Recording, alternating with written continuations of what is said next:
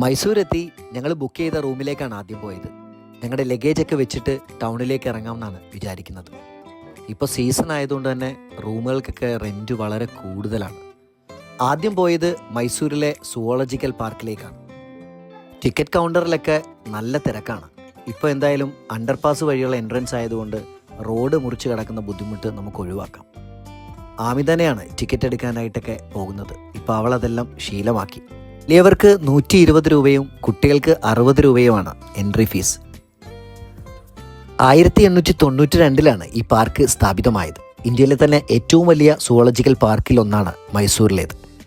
157 ഏക്കറിലാണ് ഇത് വ്യാപിച്ചു കിടക്കുന്നത്.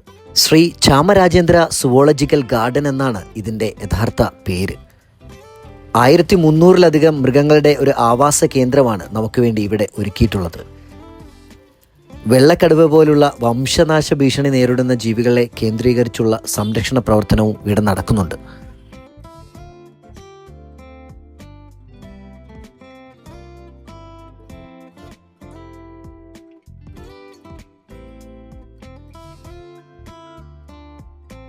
നമ്മൾ കണ്ടു പരിചിതരല്ലാത്ത ചിമ്പാൻസിയും ഗൊറില്ലയും ഒറാങ്കുട്ടനും ഒക്കെ നമ്മളെ അവിടെ സ്വാഗതം ചെയ്യും.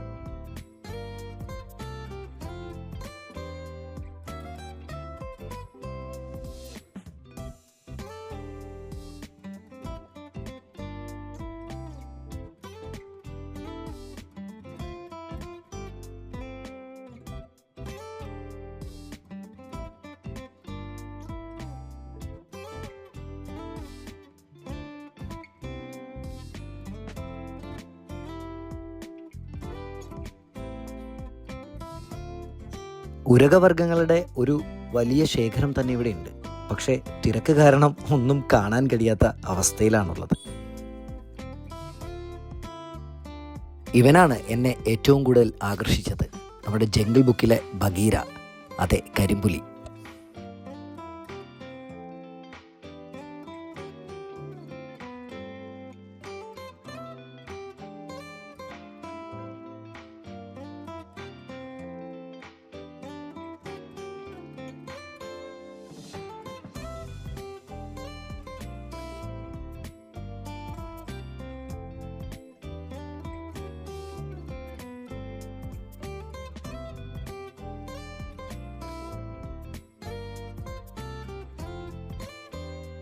ഏകദേശം 2 മണിക്കൂറിലേറെ സമയമെടുക്കും നമുക്കിത് കണ്ടു തീർക്കാൻ.